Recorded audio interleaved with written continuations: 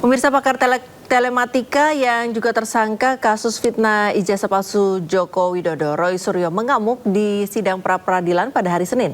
Roy menuduh sidang disusupi oleh kubu lawan yang tiba-tiba maju persidangan mengaku sebagai termohon. Yang lucu, tadi ada di tengah-tengahnya ada pihak yang tidak berkompeten tiba-tiba maju ke depan dan ingin selaku turut termohon juga, ya. Padahal dia itu katanya lawyer, ya, katanya lawyer profesional, ya, inisialnya CS, ya, sering kita lihat dia di antara para termul. Kompolnas mendukung langkah Roy mengajukan sidang pra-peradilan. Menurut Komisioner Kompolnas Khairul Anam, hanya lewat sidang pra-peradilan akan terungkap fakta benar atau tidaknya cara polisi menangkap Roy.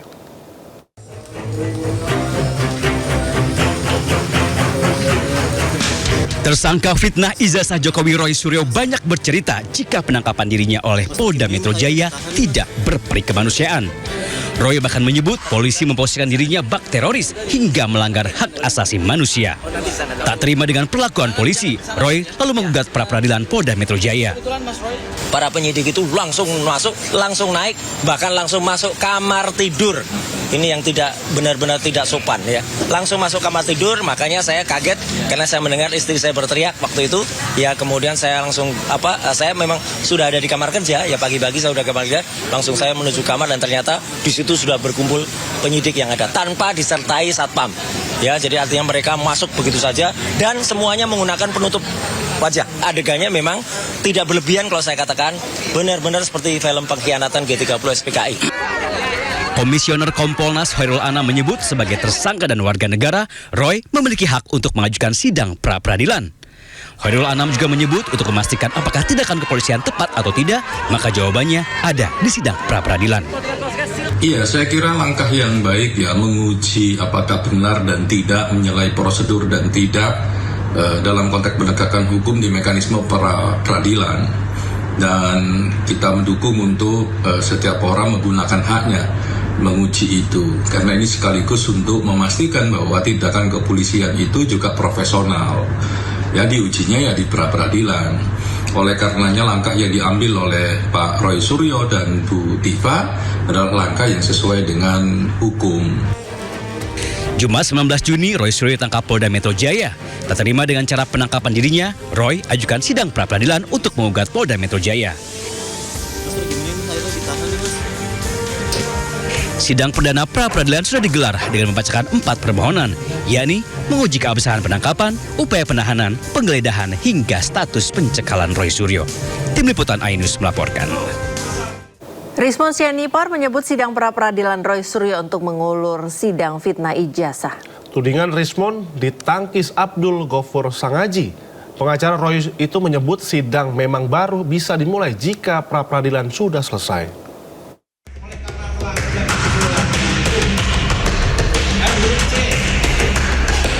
Tersangka fitnah ijazah Jokowi Roy Suryo telah jalani sidang pra-peradilan di Pengadilan Negeri Jakarta Selatan. Tak terima telah ditangkap, digeledah hingga ditahan, mantan Menpora ini menggugat Polda Metro Jaya. Tindakan Roy Suryo pilih jalur sidang pra-peradilan diprotes mantan tersangka fitnah ijazah Jokowi Rismon Sianipar dan pengacaranya Jahmada Girsang. Keduanya menyebut tindakan Roy hanya akal bulus saja untuk mengulur waktu demi menghindari persidangan kasus fitnah ijazah. Setelah pra-peradilan ini, pra-peradilan lagi, yang lain. Bagaimana ini perpanjangan nanti kalau mereka pra-peradilan lagi hanya untuk mengulur-ngulur, ya, sehingga sidang pokok perkara nanti tidak jadi-jadi. Itu menandakan bahwa mereka menghadapi sidang pidananya tidak percaya diri. Kalau tadi dikatakan 99,9% itu ijazah Pak Jokowi palsu menurut Roy Suryo, kalau saya katakan 99,9% berarti mereka kalah. Protes Rismon dan pengacaranya ditangkis kuasa hukum Roy Suryo Abdul Ghafur Sangaji. Menurut Ghafur, sesuai ketentuan hukum, persidangan kasus fitnah ijazah baru bisa dimulai jika peradilan sudah selesai. Kami tidak mengulur-ngulur waktu untuk proses pemeriksa atau proses persidangan pokok perkara ijazah palsu Presiden Joko Widodo di Pengadilan Negeri Jakarta Timur. Kami tidak mengulur waktu karena memang ketentuan hukum acara pidana berdasarkan pasal 163 huruf E KUHP yang baru terhadap permohonan pra-peradilan maka harus menunggu putusan pra-peradilan. Jadi memang ketentuan hukum acara pidananya begitu. Ini hukum negara yang saat ini berlaku dan ini adalah hukum acara pidana terbaru sehingga saya kira semua orang harus menghormati. Jumat 19 Juni, dua tersangka fitnah ijazah Jokowi, Roy Suryo dan Dr. Tifa ditangkap Polda Metro Jaya. Roy berdalih penangkapan dirinya melanggar prosedur, bahkan menurutnya mirip menangkap teroris. Tak terima, Roy ajukan sidang pra-peradilan menuntut Polda Metro Jaya. Tim Liputan iNews melaporkan. Pemirsa, Pengadilan Tipikor Jakarta Pusat hari ini menggelar sidang vonis mantan Mendikbudristek Nadiem Makarim terkait kasus dugaan korupsi pengadaan Chromebook di kementerian yang pernah dipimpinnya. Dalam sidang sebelumnya, Nadiem telah mengajukan pembelaan dan berharap diputus bebas. Sidang dengan agenda vonis terhadap Nadiem Makarim rencananya akan digelar sekitar pada pukul 10 pagi hari ini. Sejumlah persiapan telah dilaksanakan, terutama peliputan media, karena terbatasnya ruang sidang. Nadiem sebelumnya dituntut 18 tahun penjara dan uang pengganti sebanyak 5,6 triliun rupiah. Dalam tuntutannya, jaksa penuntut umum menyatakannya Nadiem terbukti secara sah dan meyakinkan bersalah melakukan tindak pidana korupsi yang dilakukan secara bersama-sama.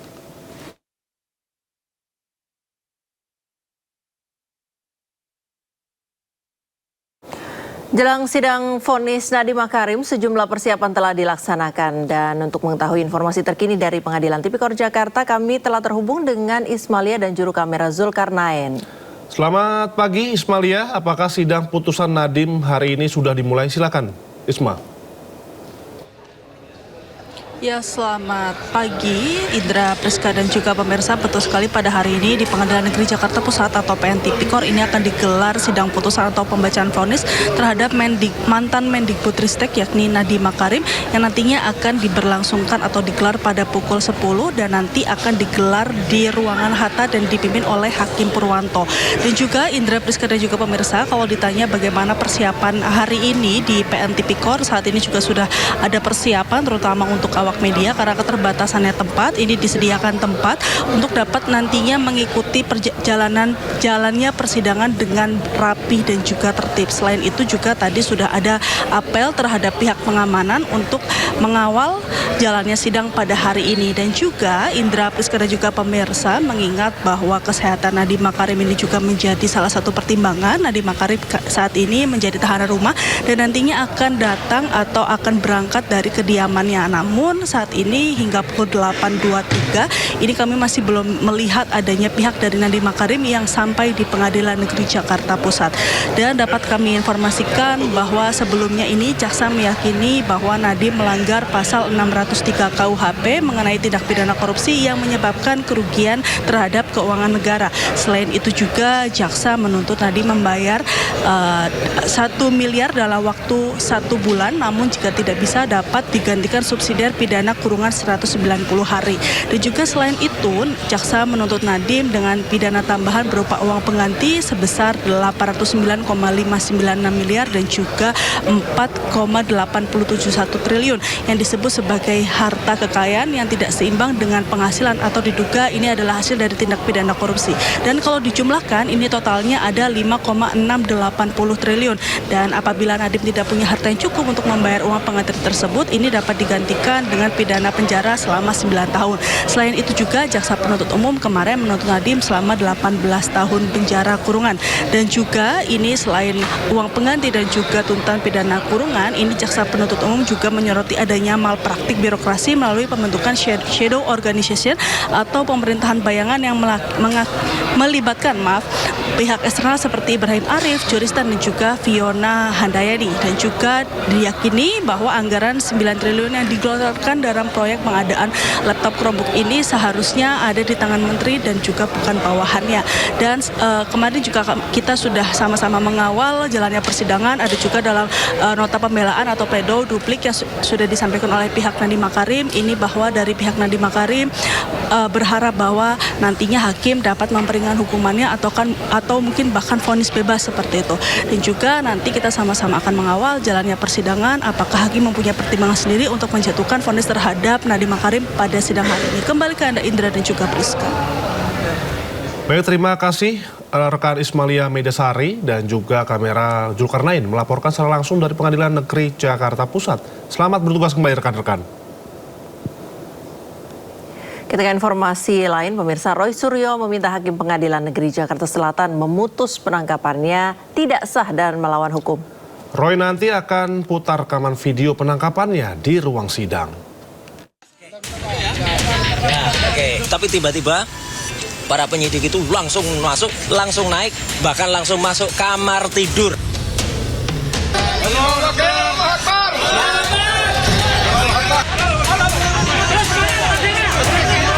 Tersangka kasus tudingan dugaan ijazah palsu Jokowi Roy Suryo menggugat pra-peradilan Polda Metro Jaya terkait sah atau tidaknya penangkapannya. Sidang perdana pra-peradilan Senin pagi membacakan 4 permohonan Roy Suryo, yaitu menguji keabsahan penangkapan, upaya penahanan, penggeledahan serta status pencekalan Roy Suryo.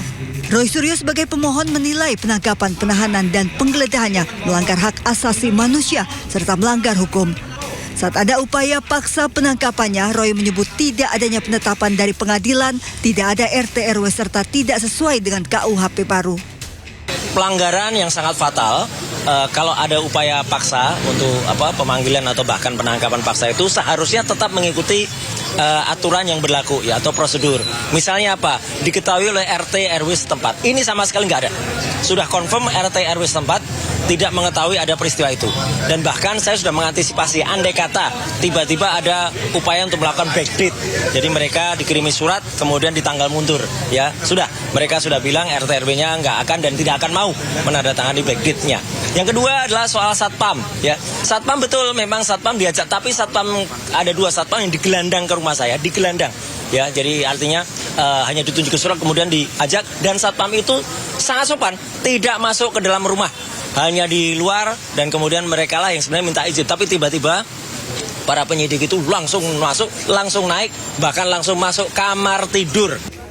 Roy Suryo juga akan membuka rekaman video penangkapannya di sidang pra-peradilan. Kami akan minta kepada pihak Pengadilan Negeri Jakarta Selatan untuk memberikan kami fasilitas berupa layar, sehingga video-video yang menggambarkan proses penangkapan, penahanan, terutama penangkapan di rumah kediamannya Mas Roy, itu akhirnya nanti kami buka kepada publik. Roy Suryo dan Dr. Tifa ditangkap Polda Metro Jaya Jumat 19 Juni. Namun kondisi kesehatan keduanya menurun dan sempat dirawat di Rumah Sakit Polri Kramat Jati. Kejaksaan pun mengabulkan penangguhan penahanan Roy Suryo atas jaminan keluarga. Sementara itu Hakim Tunggal Pengadilan Negeri Jakarta Selatan menyebut sidang akan dilaksanakan selama 7 hari kerja. Besok rencananya Polda Metro Jaya sebagai termohon akan memberikan jawaban di sidang pra-peradilan. Dari Jakarta, Tim Liputan iNews melaporkan.